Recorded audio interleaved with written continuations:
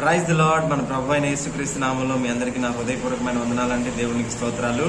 ఈరోజు ప్రభు మనతో మాట్లాడబోతున్నటువంటి మాట పేతురు రాసినటువంటి మొదటి పత్రిక 1వ అధ్యాయం 24వ వచనాన్ని చదువుకుందాం. అందులో ఏముందంటే, సర్వ శరీరులు గడ్డిని పోలిన వారు, వారి అందమంతయు గడ్డి పువ్వు వలె ఉన్నది. గడ్డి ఎండును, దాని పువ్వులు రాలును, అయితే ప్రభు వాక్యము ఎల్లప్పుడూ నిలుచును. ప్రభు వాక్యము ఎల్లప్పుడూ నిలుచును. ఇక్కడ పేతురు గారు రాస్తూ ఏమంటున్నారంటే, ఆ సర్వ శరీరులు అంటే ఈ భూమి మీద శరీరం కలిగి జీవిస్తున్నటువంటి ప్రతి ఒక్కరూ కూడా గడ్డి పువ్వును పోలినటువంటి వారై ఉన్నారు. గడ్డి పువ్వు ఎలాగా, ఒక పువ్వు ఎలాగా ఉదయాన్నే ఫుల్ బ్లూమ్తో అంటే బాగా వికసించి ఉంటుంది, అదే పువ్వు సాయంత్రం అయ్యేసరికి ఎలా వాడిపోయి రాలిపోతుందో, అదే విధంగా సర్వ శరీరులు ఈ లోకం మీద ఉన్నారు. ఆ పువ్వు ఎలా వాడిపోయి రాలిపోతుందో అదే విధంగా ఈ మనుషులు కూడా వాడిపోయి రాలిపోతారు. కానీ దేవుని వాక్యము, ప్రభువు యొక్క వాక్యము ఎల్లప్పుడూ నిలుచును. అంటే ప్రభువు వాక్యము అంటే ఏంటి? ప్రభువు వాక్యము అంటే ఈ బైబిలే ప్రభువు వాక్యం. ఈ బైబిల్లో ఉన్నటువంటి ప్రతి ఒక్క మాట దేవుని యొక్క వాక్యము.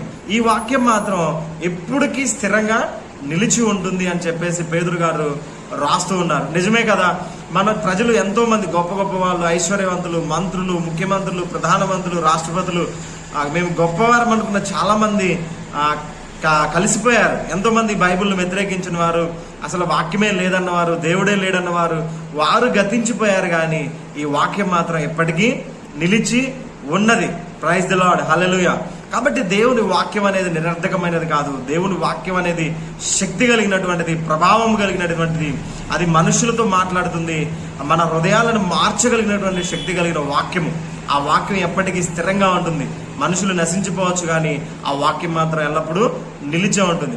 కాబట్టి మనం ఏం చేయాలంటే, ఈ వాక్యాన్ని అనుసరించి జీవించడం మనం నేర్చుకోవాలి. వాక్యంలో ఏముంది, దేవుడు ఎలా చెప్పాడు, ఏ విధంగా చేయమన్నాడని మనం దానిని కనుగొని దాని ప్రకారంగా జీవించడానికి మనం ప్రయత్నం చేయాలి. ఒకసారి వాక్యం ఏం చెప్పిందంటే, నరహత్య చేయవద్దని చెప్పింది, వ్యభిచరింపవద్దని చెప్పింది, నీ పొరుగువానిని ప్రేమించమని చెప్పింది, నీ తల్లిని తండ్రిని సన్మానించమని చెప్పింది, అలాగే నీ దేవుడైన యెహోవాను పూర్ణ మనస్సుతో పూర్ణ బలముతో ఆరాధించమని చెప్పింది, దేవుడు ఉన్నాడు అని నమ్మమని చెప్పింది. కాబట్టి ఇన్ని మంచి వాక్యాలు దేవుడు చెప్పాడు, దాని ధర్మశాస్త్ర గ్రంథమందు రాయించి పెట్టాడు. అదేవిధంగా మన పాపాలకి పశ్చాత్తాపం పొందాలి, అలాగే స్వర్గం ఉంది, నరకం ఉందని చెప్పింది.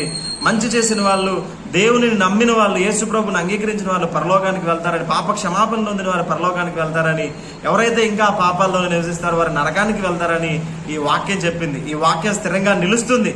మనుషులు పోవచ్చు, కానీ వాక్యం మాత్రం స్థిరంగా నిలుస్తుంది. కాబట్టి అట్టి వాక్యాన్ని మనం సాత్వికంతో అంగీకరించి ఆ విధంగా నడవడానికి ప్రయత్నం చేద్దాం. ఆమేన్.